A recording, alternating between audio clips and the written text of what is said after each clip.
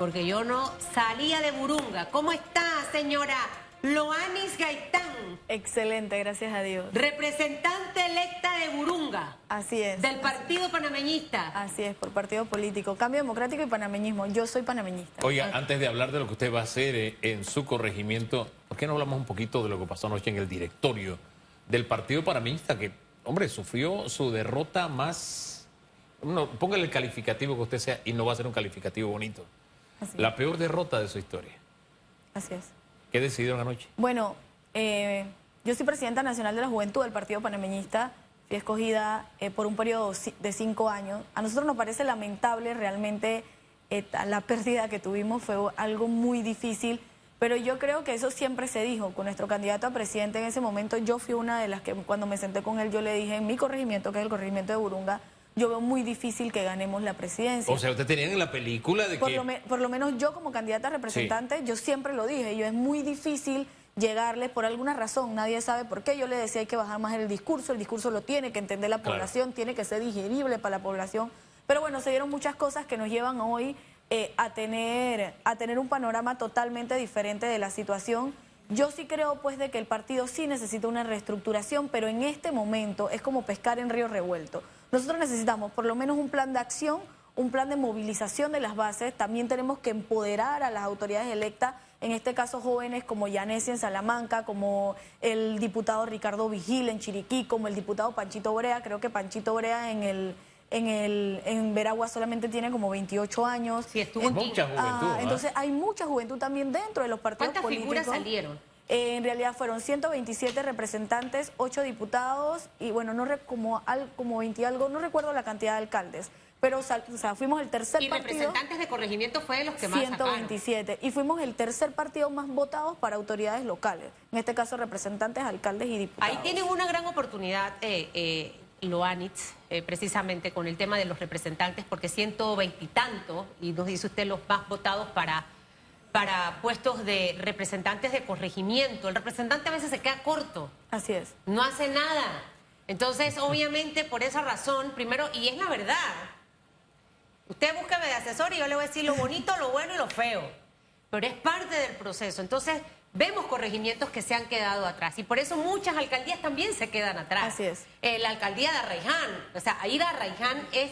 realmente que usted piensa que está en el interior del país. O sea, definitivamente. Nos quedamos atrás. Y nada más no Arraiján, estamos hablando también de Chorrera, estamos hablando del sector norte, estamos hablando del sector este de la ciudad de Panamá. Así es. Entonces, algo hay que hacer. Entonces, ¿cuál va a ser esa revolución de ustedes apostando a lo que recibieron? Siendo los más votados para representantes, ahora trabajar en esos corregimientos. Precisamente yo creo que todo esto debe ir encaminado a hacer un excelente trabajo, pero no solo a hacer un excelente trabajo, sino también a gestionar.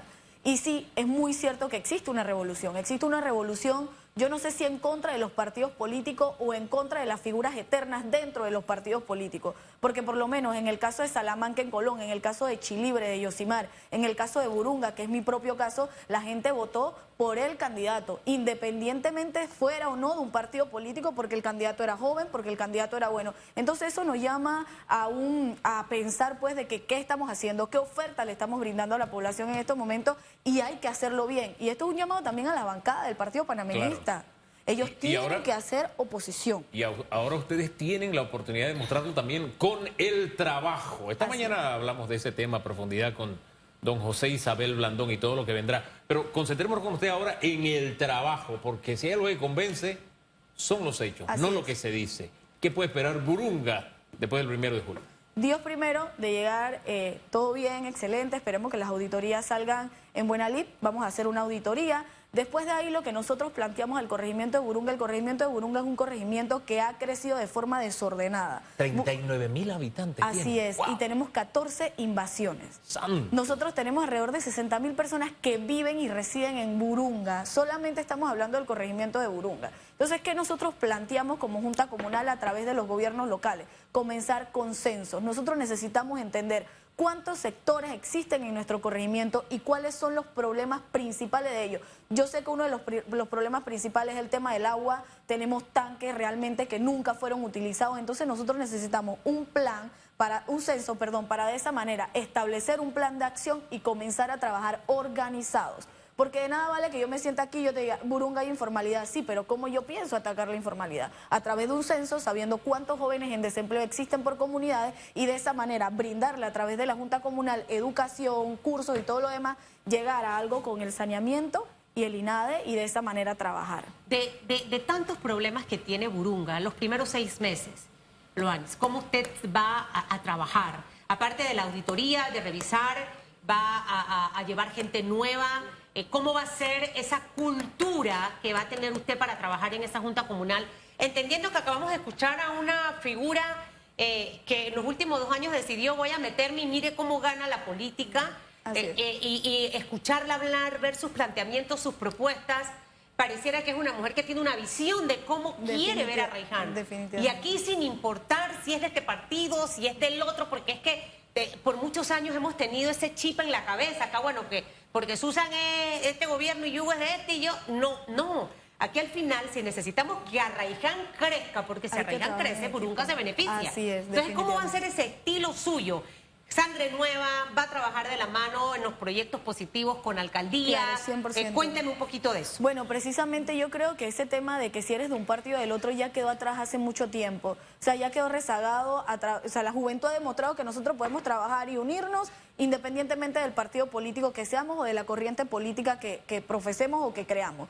Partiendo de ahí, nosotros creemos que con la nueva alcaldía, con la nueva alcaldesa en Arraiján, nosotros vamos a trabajar de manera organizada, que es lo que realmente se quiere. A mí me parece que Arraiján tomó una excelente decisión en escoger a Stephanie como alcalde, una joven casi igual que yo, preparada, que realmente queremos que Burunga y Arraiján avance. De eso, los primeros 6 meses, como que te contaba anteriormente, nosotros vamos a volver a caminar todo el corregimiento, casa por casa, estableciendo prioridades. Porque, dicho sea de paso, yo sé que con Estefanía eso va a cambiar, pero Arraiján en general no tiene un plan de ordenamiento territorial. Entonces nosotros hemos crecido a lo que Dios quiera y simplemente hoy, por lo menos en Burunga Grande, que es como quien le dice el casco viejo, en sectores como La Yoconda, Santedubija, nosotros no tenemos espacios públicos para los niños, porque precisamente se creció de manera desorganizada. Entonces hay que trabajar en comunicación con la alcaldía para poder lograr muchas cosas. Imagínense, en Burunga yo me encontré un tanque que data de la época de don Ricardo Martinelli. Ahí está vacío. Ay, sí, son varios. ¿Tanque de agua? De agua, sí. Que funciona, creo que es un centro de salud que hay ahí. Tienen que llegar camiones. Y en la escuelita también, que está ahí mismo, tienen que llegar camiones teniendo un tanque de reserva. Que costó arriba de $1 millón y que hoy en día no se le ha dado seguimiento porque me contaba el actual representante el día de ayer que tuve la oportunidad de sentarme con él, que el IDAN nunca quiso y al punto que le iba, y no es el único tanque en Burunga que tiene este problema. Tenemos un montón de encontré otro que data de la época de Endara y que tampoco se sumó jamás al sistema. Y tienen que ver con el día a día de la gente. Yo siempre he pensado que el representante tiene que estar en el día a día de la gente. ¿Qué más día a día que el agua? Ese tipo de cositas la va a atender usted. Claro que sí, 100%. Si donde yo vivo yo no tengo agua, todavía el sol de mi papá se tiene que levantar a las 3 de la mañana. ¿Y cómo hace con el agua usted?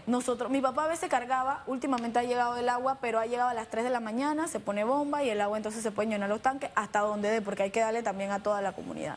Entonces yo sí creo que es necesario involucrarse, pero para hacer las cosas bien, no es solamente terminar una potabilizadora que supuestamente ya está terminada, sino también verificar qué tuberías, qué máquina de distribución, qué bomba de distribución se necesitan para poder que le llegue el agua a todo. Hoy tú caminas el sector de la Nueva Luz y tú ves cantidades de tuberías rotas, que nadie puede ir a arreglarla mientras tenemos otro sector como la Alameda que no tiene agua hace años, casi 3, 4 años. Entonces realmente lo que se necesita son autoridades, como lo decía Hugo, que estén en contacto permanente con la comunidad, que no se vea el representante como que simplemente lo veo de año en año, de vez en cuando, sino que la persona esté constante. Exacto. Y mantener ese canal de comunicación abierto con la población. Usted hablaba del tema de las invasiones. Así es. Un problema que se ha ido agudizando con el pasar de los años. Y hace un par de meses, cuando veíamos una presentación de la problemática del agua, veíamos específicamente en el sector oeste, cómo antes lo que era verde, selva, árboles, naturaleza, ahora está totalmente invadido. Hablo de Arraiján y hablo de Chorrera. Asentamientos y que informales. obviamente esto ha obstaculizado el progreso de ciertas comunidades referente al tema del agua. Se construyen barriadas, sí, bastantes. pero al Y final, desorganizadas también. pero al final no está toda la estructura para poder que todas esas casas tengan agua. Frente al tema de la invasión, que aquí cuando se dan las invasiones, usted ve es a los alcaldes a veces metidos en el problema, en algunas oportunidades los representantes de corregimiento, pero tiene que llegar el MIBI, pero al final las propias autoridades locales también pueden no permitir que se den la invasión y tratar de ver cómo con la estructura del Ministerio de Vivienda y demás se le puede dar solución de vivienda, porque son personas que a veces no tienen dónde vivir. Así es. ¿Cómo usted va a atacar este tema de la invasión? Número uno, nosotros le vamos a exigir asentamientos informales del MIBI que comience o a regularizar o a buscar alguna forma de ayuda habitacional para más de 5.000 familias que viven en invasiones en Arraiján. Lo segundo, nosotros tenemos terrenos de asentamientos informales de más de 15 años que el MIBI se ha hecho de la vista gorda y simplemente no le dicen si se lo van a legalizar o simplemente le van a buscar una solución. Entonces lo que nosotros necesitamos también de esa manera, eso es un llamado al gobierno central, son autoridades que realmente se preocupen por la población. Burunga es un corregimiento que no es mentira, ha crecido a través de asentamientos informales desde Torrijos. Todavía en el sector de Burunga se están pagando terrenos que fueron cedidos por Omar Torrijos hace muchísimo tiempo. Entonces nosotros necesitamos, primero, que las autoridades se pongan a la disposición de solucionar este tema y segundo, que pónganse que sea un lugar de alto riesgo donde no se pueda vivir, que las autoridades le den alguna solución habitacional a estas personas. Y ojo, la ley no permite a los asentamientos informales. Pero la falta de cumplir la ley ha hecho que por lo menos en el corregimiento de Burunga hayan alrededor de 5 familias viviendo en invasiones o en asentamientos informales. Dejemos las cosas hasta ahí por ahora. Gracias por habernos acompañado esta Muchas mañana. gracias a Que le vaya muy bien a la representante electa de Burunga.